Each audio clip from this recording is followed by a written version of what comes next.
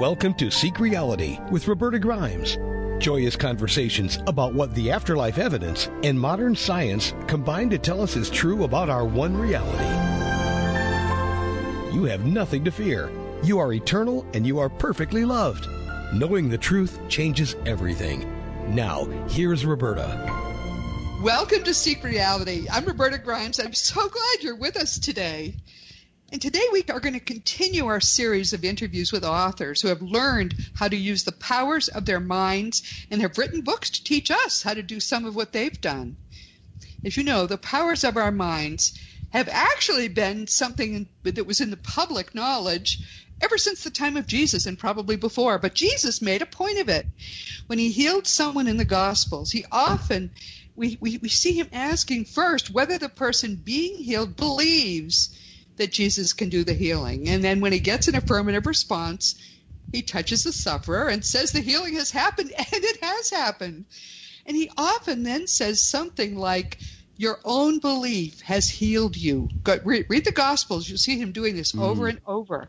What he is doing really is demonstrating over and over again the fact that your mind is capable of doing what his mind is doing. He tells us that flat out. You know that. I mean, we've talked about the Gospels a lot.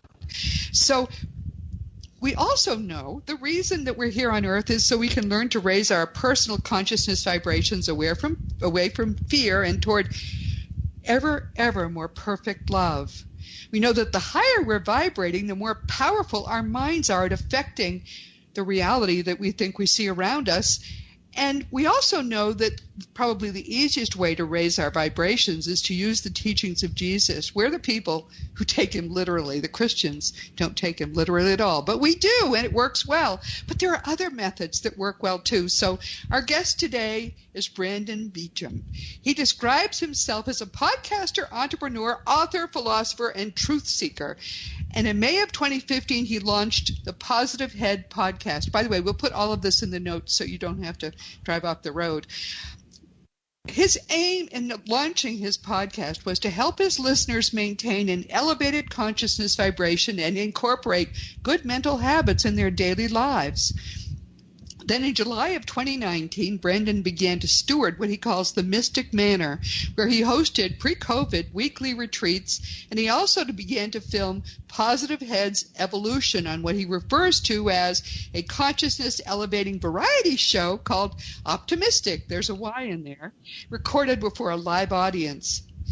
In an effort to continue to help others shift their perspectives and begin to understand, Brandon does this a lot with words, and when I read his book, it was like, repeatedly, but I started to love it, because when he does it, you start seeing things in new ways, and understand is ultimately what you're trying to do. You're trying to understand from the heart what the truth is.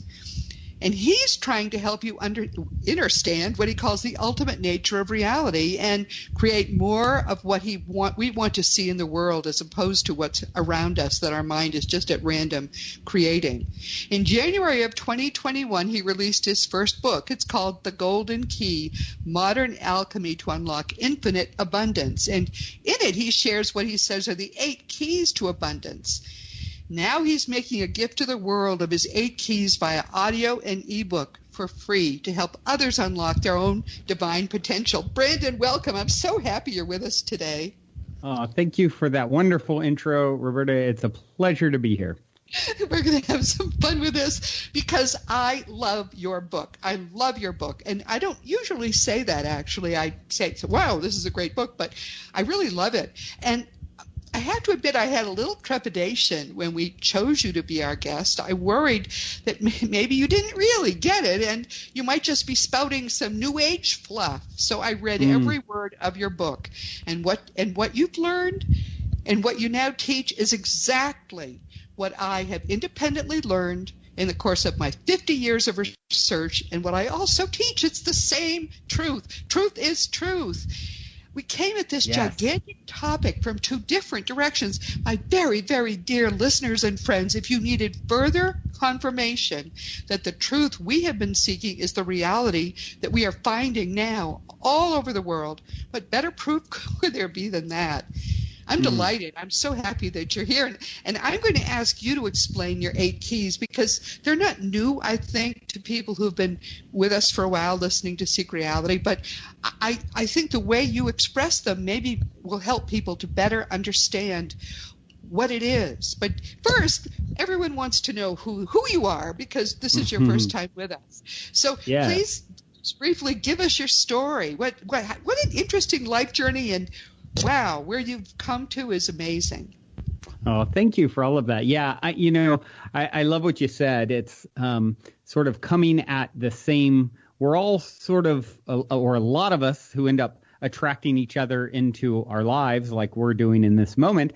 It's that which is likened to itself is drawn. So we are talking about the same stuff, pointing to the same things, but in our own unique way, with our own unique vibrational signature. So, there may be someone who hears the intonation of your voice and your enthusiastic delivery and, everything about your being, and it resonates in a different way. In some cases, maybe it's more of a vibrational fit, a key in the lock, so to speak, for someone listening than my particular way, or vice versa, right? So we all carry these keys, and I think it's more than the words that are being said. I think that's a small percentage. It's the vibration that's encoded by the conduit that is really felt on a level that we really aren't even aware of. And so that's what's so fun about this, is just saying, oh, okay, who needs my particular brand of medicine, and who needs Roberta's, and on it goes. And so it is it's just fun to put it out there and let those that are meant to find it. Yes, And exactly. It's amazing how often I hear from people who say that they really don't listen to podcasts, but when they found mine, now they listen every week because of my voice. Now, I just talk with my voice. It always surprises me to see that. But you have a wonderful voice too. I would love to listen to you all the time. That's great. Oh, thank you for that. Yeah, it's exactly it. It's like it has its own signature. It has its own, vibration. And I brought onto my podcast, Positive Head, I've been doing for, 6 years. Actually, I just passed the 6-year mark. And a couple years ago, I brought in my dear friend, Dr. Erica Middlemiss, to take over Tuesday and Thursdays. I do Monday, Wednesday, Friday. She does Tuesday and Thursday. And part of the reason was she has such a soothing voice, and it is like so different than you and I are similar in our excitability, I think. And she has it's this zen soothing, like you just feel warm and fuzzy the whole time you hear her. So it's very interesting to look at all these, different ways that Source works through various vessels to bring, a similar message. And as far as my own journey on that path, it started, you said 50 years ago. Wow, you got me doubled. I'm about 25 years of deep exploration. I'm a lot older than you are, my dear. That's you must have me beat by a minute. I started at age of 2. Yeah, right. So 25 years of deep exploration for me. I started, I was raised, you mentioned, Jesus, and I loved what you said at the beginning about, this idea that we're the ones, I think all healing, it comes back to you healing yourself, and the person who is facilitating the healing is suspending disbelief enough for you to get into a state where you can actually, heal yourself. So I never heard anyone quite break it down like you did about Jesus and the way he said it. And I think that's amazing and very accurate and in alignment with what I believe. So I was raised very conservative Christian. And it was not, coming at things it was from that perspective more of, God is this, the man on the throne, the Father who, has some very serious requirements that are maybe tricky to interpret. But if you get them wrong, he's going to torture you for eternity. Yes. But he loves you. He loves you. And it's like, okay, right. It's that's what love is, huh? I had the same experience. And so, I ended up in my early 20s meeting a woman who had some intuitive or psychic ability, and I was fascinated by what I saw. And so it instantly opened me up to, things beyond what I had been exposed to. I was raised in this very conservative Church of Christ at Scaldon. And then went to a Church of Christ college. I ended up getting kicked out because I was a little too wild, AKA normal. And then I met this, soon thereafter, I met this woman, and I was fascinated by the things she demonstrated with her intuition. And so it got me to start exploring books outside of, the things that I had been taught. And that's really when it cracked open for me. I can only assume, Roberta, because it's my dharmic path to do the work that I now do, that it was just like such a giant light bulb going off within me as I read some of these ideas and concepts, back in those early days, like are laid out in Conversations with God, or I think the Celestine Prophecy might even have been one of the first books that I read, which is fiction, but based off of some real concepts. And so I was just like, oh my gosh, of course this is how reality is structured. Of course I'm one with the source consciousness that creates and animates all things. And there's only one of us in the room. And how does everyone not see? It makes so much sense, And so I would just start spouting and talking about this to anyone who would listen. And this was mid 90s, I guess. And people would look at me and say, wow, that's interesting, or you're crazy. And either way, go back about their daily life. And this is before, how connected we all are on social media. And so I could read about authors that had written this stuff, but I had no way of connecting with them. So it was, it was a lone journey for a long time. And I just started, it's one thing to start learning all of this information theoretically, and it's another thing to apply it to your life, as you know. And, as Mike Tyson says, everyone's got a plan till you get punched in the face. And so, okay, this is how I behave in this situation. And then you've grown. And so it was a lot of years of just, sharpening my axe and getting better at managing my own vibration. And then, of course, the podcast was all about that. How do I teach best what I most need to learn? I know I'm going to benefit if I'm the only one who listens to it. So, let's do this. And that's how I really got going. The podcast, was met with, a lot of accolades from people, and, consistently in the top 5 in spirituality for many years on iTunes, Apple Podcasts. And, the rest is just kind of continued from there. Well, where you've come to is quite a beautiful place. So obviously you have listened and studied and really listened to spirit very closely, because I kept expecting to find where you fell short, and I didn't see it in the entire book, which to me it's a first for me. And I have to say I'm very, very glad to meet you, because I'm so glad other people are teaching the truth as I understand the truth. It's a lovely confirmation for me, right, as well. But let's go through those keys, because I'd like you to talk about them, because we have, another many minutes, enough to talk about them briefly, and I'll try to pace us through that. I've made a lot of notes, but my notes are not nearly as good as what you can tell us. So the first key is see the oneness. Yeah, see the oneness. So, it was fun with this book. As you know, if you read, there was a lot of synchronicity around it. It came to me in a dream, the concept for the book and the unique way that I'm distributing it. And then I started to just lay out what would the keys be, based off of my 25 years of exploration of the ultimate nature of reality. And I landed on 8 keys. And, the was subtitle that a major number for you before, or it wasn't, the golden key.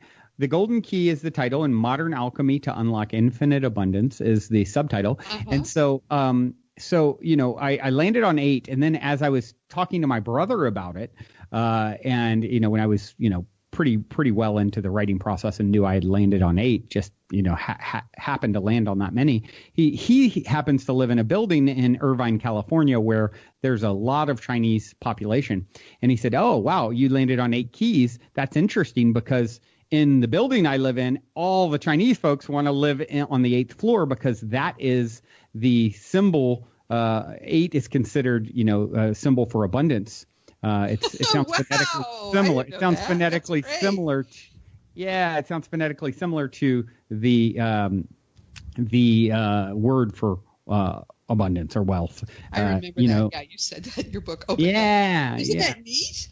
It was cool. It was a cool little wink, So the first key, see the oneness. I really wanted to start off, Roberta, with approaching it and touching things from a little bit of a scientific perspective, because, a lot of the concepts in the book, I imagined a lot of people finding their way to this book that are not familiar with some of these concepts. And if you're new to it, it can be a lot, right?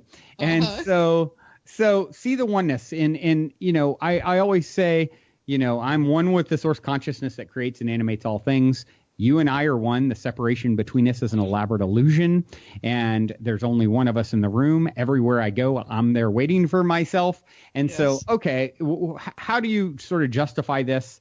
How do you start down that path and support that? And one of the ways that I support that is looking at, we've all heard the saying, as above, so below. And, if you look at who and what we are from a physical perspective, you can see the oneness. You can see, the truth of this situation in regards to the atoms that make up my physical vessel. Those atoms were born in the heart of a star. And, think of it. It's really fascinating to think that there was a star that was once born and had its childhood and its young star life and its, middle age and then old age. And then it had a violent explosion of a death, which seems about right for a star, right? And its guts were strewn outwards into the cosmos and eventually reformed into another planet. And out of that planet arose this physical vessel that's speaking to you in this moment. So we are literally one with the cosmos. We know this. This is supported. We know that, the particles that make up these atoms are actually, when we zoom in, they're 99.99999% space. What we call solid isn't solid at all. Not at all. That's vibrations of energy. Yeah. So that's exactly right. One of the things. I should tell people, too, when you talk about synchronicities, I just want to make sure we get in the fact that everyone has a spirit guide, and your primary spirit guide will often speak to you in synchronicities. Brandon, it's obvious yours is on overdrive, which is great. I think it's wonderful, but you've had more synchronicities than anybody else I have ever heard of. So it's just very nice to hear about them all. And a lot of them are in the book. I recommend that if you read the book, everyone watch for them because they're all over. It's wonderful. It really is. Synchronicity, I believe, is a wink from, the universe that you are on the right path, that you are on your highest timeline.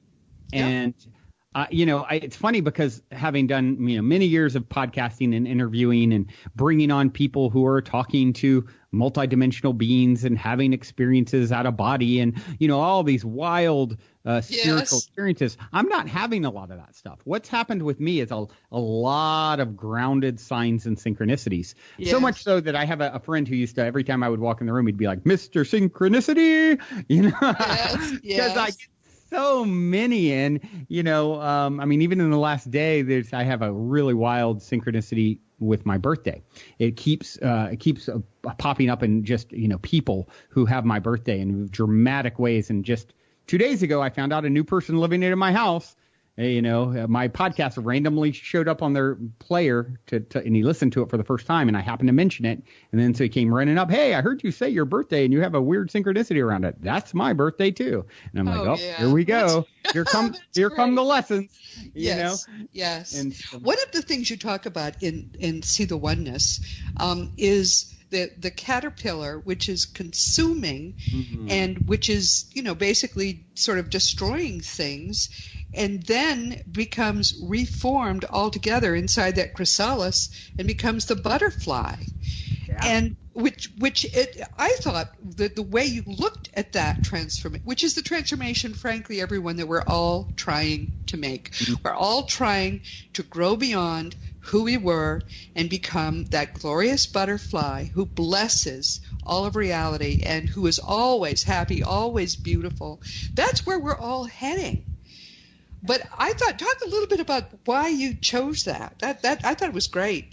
Yeah, I titled it The Butterfly Effect. And I think I like to say that humanity is metaphorically moving into its butterfly stage as we come back into a state of unity, as we re-member as we come back together and awaken and remember to who and what we are. I love it. Yes. And so I also like to say, we're currently coming out of the COVID chrysalis. And so, what is the journey of the butterfly? And some of you may have heard of this and some not. It's fascinating and so aligns with our own journey, I believe, as humans. So the caterpillar starts out as this little critter who just consumes and destroys everything in its path. It's very, it's consumption based. It doesn't care much about my mom's geraniums, according to her. When I started telling her this story, she was like, "Oh, I know my geraniums," and so it was perfect. She was the perfect person to start to get feedback from. So then, at some point in the caterpillar's journey, it all of a sudden new cells called imaginal cells pop up within the caterpillar. Now, at first, the caterpillar cells see this as an invader and say, "What is this cell? It's foreign. It doesn't belong here. Stamp it out. Kill it." And it does. Well, then another one pops up, and then another one, and then many start popping up, and they start working together.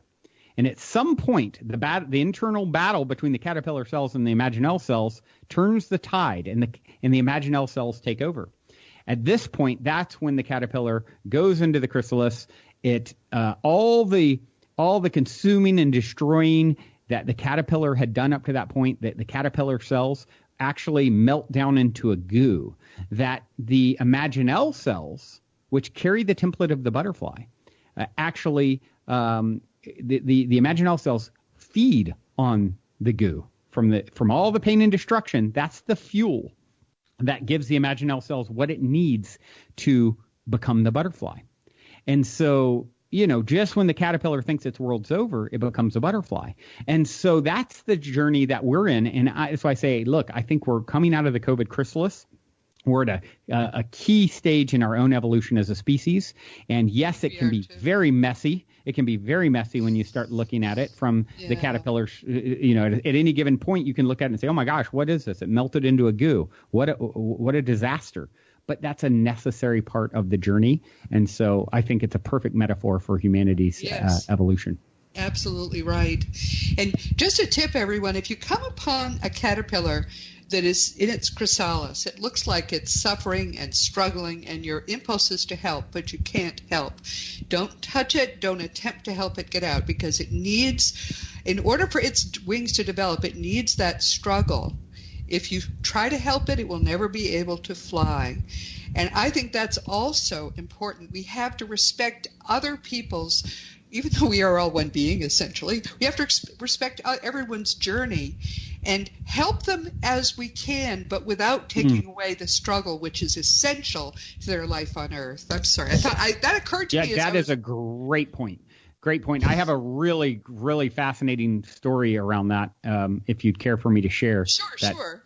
Yeah. So it just happened. Speaking of signs and synchronicity. So the other day, I'll tell two parts to it. So the first, I had someone on my show years ago, and he was talking about how when he sees someone, a lot of times he'll see their higher self, and he can communicate with their higher self. And he saw this man experiencing homelessness in San Francisco, and he sent him love, right? And as he was walking by him, and all of a sudden his higher self appeared to him and said, "Do I look like I want that from you?" And it was a really important moment for him, because he realized, like, oh, hold on, this soul knows what it's doing. It has its own agenda. And so fast forward to a couple of weeks ago, me and my partner are going out for some lunch, and I live in Venice, California, in LA area, and there's a lot of homelessness here.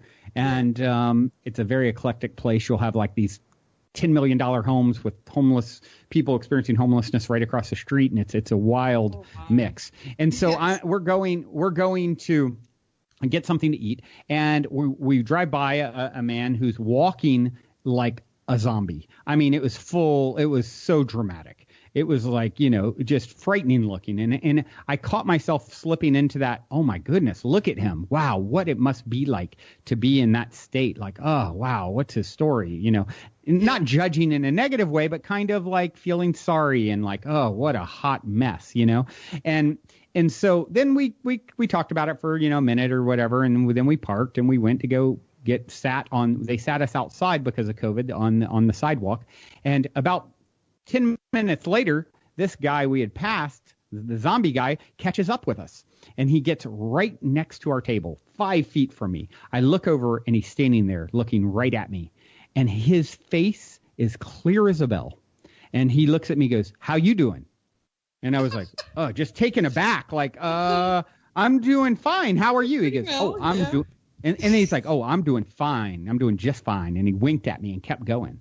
And it was like, whoa, was that like an angel in disguise? Because his face was so clear. His energy was so clear compared to, you know, the appearance. And it was a great exclamation point for me. Brandon, you know, this soul is right on its path. It knows exactly what it's doing. Yes. Like, us to judge it is not understanding. Yes. That's exactly right. Yes. Yeah. He's struggling with a chrysalis, but he's going to fly. I love that. Yep. That's great. That's great. Well, I think we're only going to be able to do 4 keys, but that's great. That means we can bring you back. So I hope that will fit your schedule. But let's continue then with unless you have something else that you want to say about the second key. I can go wherever you'd like. Okay, the second key is know the illusion. I didn't have it. To me, it's so obvious that everything around us is an illusion that I didn't have as much to say about that. Maybe you should just speak briefly about it. Sure. Yeah.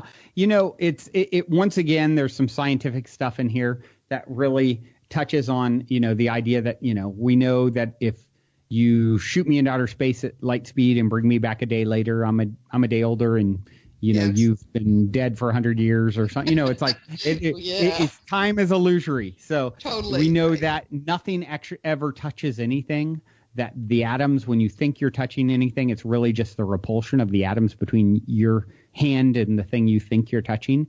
You know, so it's really fascinating once you start considering, like, you know, this idea that, we're possibly in a simulation, and all the evidence that points to that. I kind of go into, you know, the simulation argument put forward by Nick Bostrom, who wrote a paper that got a lot of attention, where he talks about this, and, you know, basically what it came down to. You know, I won't go into all the details. You can read it, but, you know, basically, the likelihood that we're living in a simulation is, you know, what people who are looking at this closely, for example, well-known figures like Elon Musk or Neil deGrasse Tyson are talk about this, that it's a high likelihood.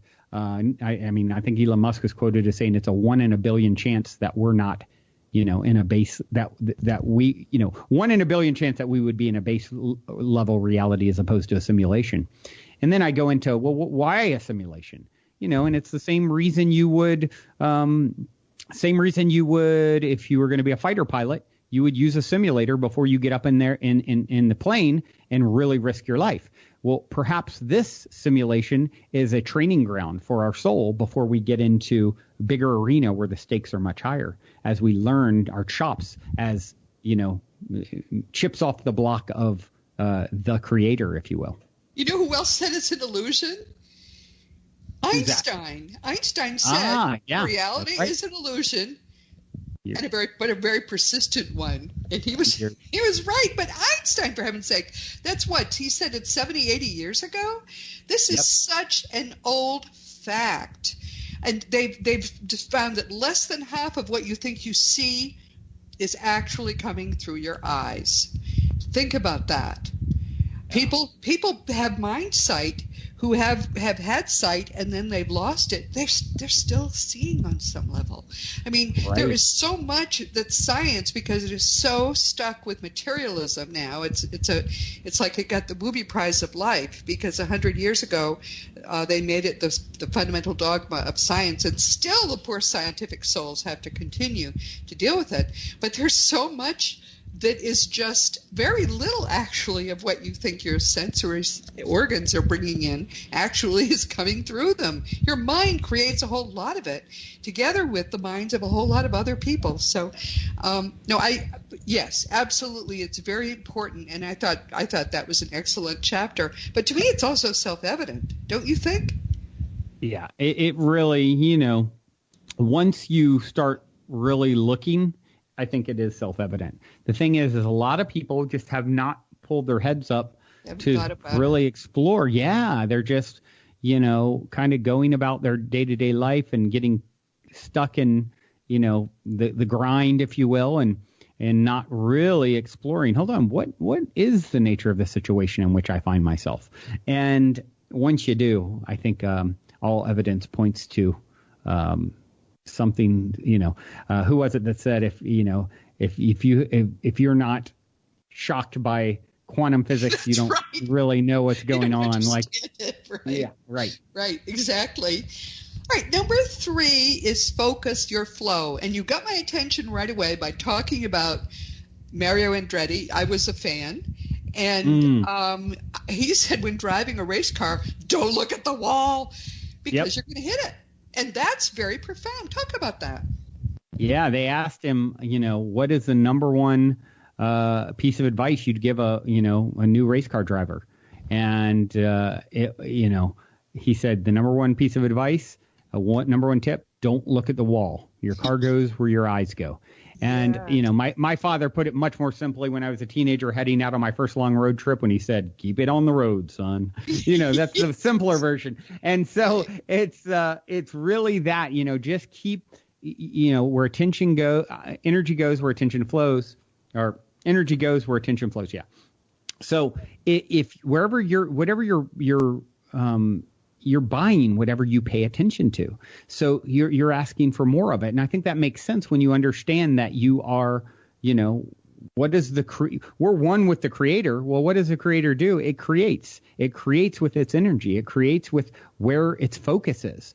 So, it's really important to, a lot of people get caught up, Roberta, in this trap of what they don't want.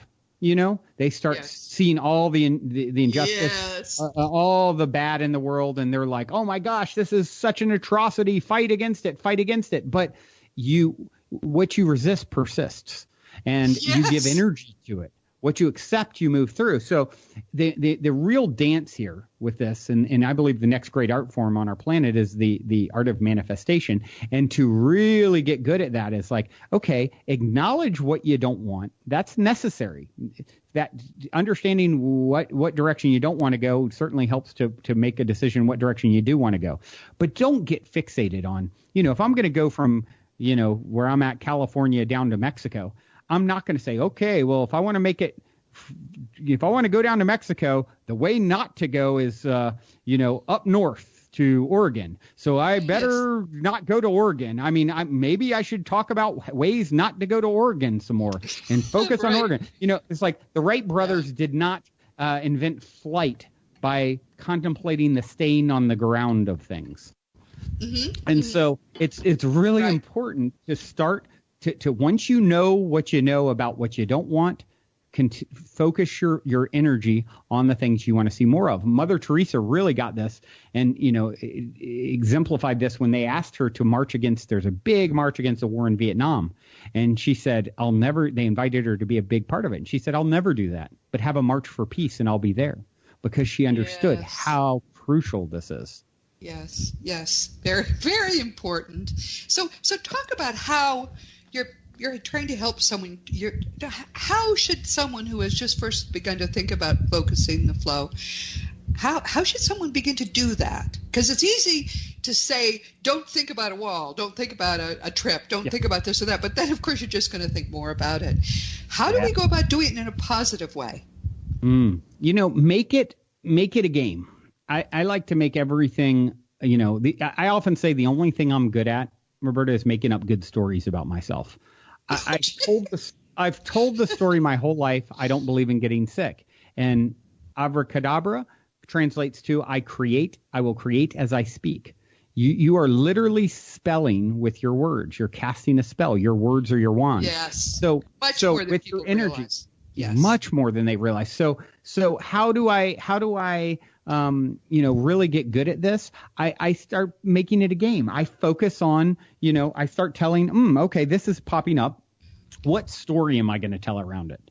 And if I truly am the creator, and something pops up and I say, oh, let me find a way to weave a story around this that is self-serving. I've told the story my whole life. I don't believe in getting sick, and I can't say I've never been sick, but very, very rarely. And it's like, okay, well, we can look at the science. 30% of all healings are placebo, including surgery. So, it's that belief, back to what Jesus said. If you believe, you do it. And so starting to really make it a game to focus on and telling a story around, that serves you, as opposed to, constantly allowing the story that is at face value, maybe quote unquote bad, but really, when it's all happening for you, not to you, in the end of the day, then it's all happening for love, right? At the source, at the most base level. So if you can move into a state of trust, and that of course comes up with one of my future keys, trust and mystery, but start to trust what's coming up. That really, really serves us as we learn to navigate and focus where our attention on what we want to see more of. Well, I thought that was a great chapter, Focus Your Flow. And then I really think we're just going to do one more this time. Normally we are making appointments with our wonderful guests. I just love doing this. 6, 7, 8 months ahead. But we've had an opening in just a couple of months, and I'm going to ask you back for that. We'll talk about it afterwards. Love to do that. Okay, but number 4 is align your intentions. And this is another very important one. Talk about this. Yeah, absolutely. So, once, one of the things I talk about in the book is, of course, once you understand that, in how important intention is, right? It is, especially in the new world that we are emerging into out of the COVID chrysalis. I would say, Source has an agenda. So you could go back, 1,000 years ago, and its agenda was to experience. I believe what it does is it experiences separation for an extended period of time, so that it can really have that contrast, and then come back together again. When it's like the breathing in and out of God. They think that the universe started as an infinitesimal speck of dense matter that exploded outwards, separation. At some point, they believe one of the ways it could end is it collapsed back upon itself. There's a physical representation, in and out, in and out. So we choose to separate for some period of time, even as a culture, as a society. But then there comes a point in time when it makes sense to come back together. We've had enough of the contrast of separation. Let's now remember, come back together. And in these different stages of the evolution of mankind, I think intention now more than ever is so crucial. So, if you want to know the outcome of something that you're setting out to do, what is the underlying intention of it? That will give you a glimpse into where it will go. What was your underlying intention for whatever you do? Now more than ever in this new world that is emerging in the butterfly stage of our evolution. And so, so you have the personal intention, and then of course aligning your intention with the ultimate intention, which is, what is Source's agenda? It is there is a higher level of intention, and Dr. Wayne Dyer talks about this in his book, The Power of Intention. And it's you're a part of a bigger story arc and narrative. So aligning yourself with the highest intention, and I believe that highest intention is always going to involve service in some way. Gandhi said it really well. He said, if you want to find yourself, lose yourself in the service of others. Yes. Why does that hold true? Because there are no others. You're ultimately always doing it to yourself. So what is the intention? Is the intention that you're setting to build others up and to serve others in some way? Then you know what? You're on a great path. And that's going to align with the higher intention, the ultimate intention of Source. And so I think, understanding intention and, these different levels of intention too, right? Personal versus, cosmic source intention. As you become a sourcer and you start, casting more spells, you become a conduit, and offering yourself as a conduit. Make me an instrument of thy peace, as Saint Francis of Assisi said. So I think that is, you can't really lose with that approach to your life and by aligning your intentions in that way. I think it's impossible to overstate the fact that when you have intentions that are purely unselfish because you got high on helping other people, and everybody can get high on helping other people. You just have to get used to the fact that it's going to make you happy. But when you get there is no joy like being able to do things that actually help others. I get emails, I'm sure you do too, all the time from people who say, oh, I found your podcast and this or that wonderful thing happened, or so on, or thank you, you have saved my life, whatever. And I think, now I know why I was born, to help that one person. And each time that happens, what a thrill it is. And I just want to emphasize to everybody listening, everybody can have that thrill. There is no thrill like knowing that someone you'll never, ever set eyes on is living a better life because you lived. There's nothing better than that. Yeah. I it's funny because I used to always joke about how, everything I do in service in this life is because I want a really cool afterlife party where all the characters show up. All the characters show up, and I've always just had this vision. And the other day, I got you probably are familiar with Notes from the Universe from Mike Dooley, and his note from the universe that he randomly sends out, writing as the universe in this cheeky, fun way, was all about that. He's like, did you know on the afterlife party that you'll have when who will get up there to say something about you will be everyone that you affected, known and unknown, and everyone that those people affected because of you. The party is a very big deal, and everybody gets one. But you know what I want? I want the parade. The parade is even better than the party. I mean, seriously, one of the first books that I read full of these people all died late 19th, early 20th century. A lot of communications from them. Some guy was saying, wow, you should see what I just saw. This woman, Jesus said, let your left hand not know what your right hand is doing. Some woman who died 120 years ago or something had made that her literal task for her whole life. She did one thing for somebody else that no one would know about. And if anybody discovered she had done it, she had to do something else that day. That was her own, she just set that. She was probably rich and she had little else to do. She did that for her entire life. And he said when she got there, the parade they had for that woman was beyond anything he had ever seen or imagined. So I said, okay, that's what, 50 years ago when I was first starting all this, I said, okay, I want that parade. I want a cool parade. I call it the good kind of selfish. Yes, but it's true that even if nobody else knows what you did, believe me, Spirit knows what you're doing. Spirit knows your heart more than you do. And if you are living a life of service and love to other people, even if you also do good things for yourself, you don't have to be a saint, and you don't have to be, a religious who only wears sackcloth. All you have to do is have love for others in your heart. You'd be amazed how much you'll succeed at life. And but isn't that a fun story? I just love that story. Wow.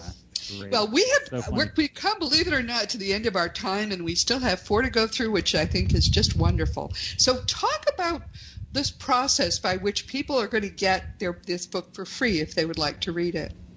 Yep, I would love to. So speaking of synchronicity, I dreamed August 6th, 2020, actually, about here's what your book should be about. Here's the unique way in which you should distribute it. And, I went and, what it was shown to me was, gamify it, put, challenge people to play, it'll be all about manifesting abundance in all its many forms, and challenge people to play an abundance manifestation game. And so I started thinking, okay, well, what would I call this? And I thought the Golden Key makes all the sense in the world. And so I searched to see if anyone had used that name. and someone had written an essay almost 100 years ago. I wasn't familiar with it, but Emmett Fox, he's sort of a thought leader who bridged Christianity with a lot of this new thought sort of stuff. And exactly. And I got chills when I read the description on Amazon, and it said, very gamified. I don't believe me, just try this and see for yourself how it works. And that's kind of the way I wanted to approach it. So that was, one fun thing. And then it just kept leading down a rabbit hole of synchronicity with the cover art, which you can read about in the book, and so on and so on. And so, then the other piece is I really, once again, back to the good, kind of selfish. I see the best way that I can help others to transition in this crucial time in our adolescence, to teenage society, how we can make it in this critical transition is for more people to understand this information. So I thought the easiest way for me to do that is to gift the book, allow people to get the audio or ebook as a gift, and then if they decide to play the game at the end of it, which would entail them choosing any monetary contribution for the book that they want, then I'll share that abundance with all the people who are playing. And so I really wanted to create something that's just fun and playful, and that's what I've done. So if you go to goldenkey.gift, we have set up Seek Reality, all one word, as the code, and you can get the audio and or ebook free. It's 100 pages to read, or just over 3 hours to listen to, and I narrate the audiobook. And I really wanted to distill down, my 25 years of deep exploration into something concise, because I tend to be very verbose, and I feel like we accomplished that. Keeping me at only 3 hours was quite the feat. There's a problem, I'm sure. But what he says in the book, everyone, is the same exact things we have been talking about every week. I can wholeheartedly endorse the book, and there's a lot more to come. In a couple of months, he'll be back with us, and he'll talk about the second half. And at that time, meanwhile, if you have anything to say about it, just send me an email through the green contact block on robertagrimes.com. I'd love to hear your thoughts. So anyway, it has been so much fun to meet you, and I really feel that you're a kindred spirit to us, and I'm very, very, very glad you were here, Brandon. Thank you so much for coming. Likewise. Thank you so much for having me, and I look forward to coming back, and all of you out there for tuning in. I so appreciate you. You are doing it, and I believe in you. Thank you, dear. All right, this has been Seek Reality with Roberta Grimes, and I'm so glad you were with us today. But please never forget that you are a powerful, eternal being. You never began, and you never will end. And when you really get what that means, it changes everything in your life for the better. Next week, our guest is going to be your host. A couple of months ago, someone emailed me and asked a question about exit points. And I realized then that we really haven't talked much lately about the process of planning for our deaths, how death happens. We've talked about the afterlife, of course, and that sounds like a heck of a lot of fun. But let's talk about the death process, because frankly, very frankly, the time of your death is going to be the happiest time of your entire life. And I think it's important that you know that. I want to get rid of your fear of dying altogether and replace it with the joy of knowing that planned for moment, and it's not far away, I don't care what your age is going to be the most exciting and wonderful time of your entire life if you wait until the planned time comes. You can't take shortcuts, but death is beautiful, and I'm going to talk about that next week. And this week we've been talking with Brandon Beachum. Brandon is a successful podcaster, entrepreneur, and all of the other wonderful things, but as you can see, above all, he's a philosopher and a truth seeker. He believes, based on his independent study and research, all the same things we have come to understand to be true, which to me is wonderful validation. His book is called The Golden Key, Modern Alchemy to Unlock Infinite Abundance, and it's right on the money. We've talked about the first half this time. In a couple of months, he'll be back and we'll talk about the rest. I wholeheartedly endorse his. And frankly, the price of his book is right anyway. So go ahead. The information about how to get there will be in the notes to this program. Go ahead and try his book and see what you think. And I just want to mention here, too, that this exciting new view of reality, which more and more people are finding, reminds us, doesn't it, of our wonderful friend, Dr. R. Craig Hogan. He'll be our guest again in just a few weeks for the 30th time in 8 years. And he always has a different topic. It's amazing. His next visit will be to introduce to us his new book, which is just out. It's called Reasons for What Happens to You in Your Life and Your Afterlife, revealed by speakers living in the afterlife. I've started to read his book, and it's terrific. So if you want to get a head start on I think he's coming up in 2 or 3 weeks. If you want to get a head start, you might try his book as well. He's the president of the Afterlife Research and Education Institute, AREI, and if you want to know what's new in the field of afterlife research and communications, just go to afterlifeinstitute.org, and you can get it from the source. I don't have time to talk about what my books are, but you know what they are anyway. And of course, you can always get Seek Reality on various platforms, and also there's a Seek Reality app for free in the iTunes App Store, which will automatically get it every week. Unfortunately, we've come to the end of our time. I was going to say something else, but we really have run out of time. So this has been Seek Reality with Roberta Grimes. Please enjoy, please make the most of this coming week in our one reality, knowing that you are a powerful, eternal being, and you, most of all in the entire universe, you are infinitely loved. You've been listening to Seek Reality with Roberta Grimes. Roberta blogs and answers questions at robertagrimes.com. Join us every week as we explore what the afterlife evidence and modern science combine to tell us is true about the one reality we all share. Knowing the truth changes everything.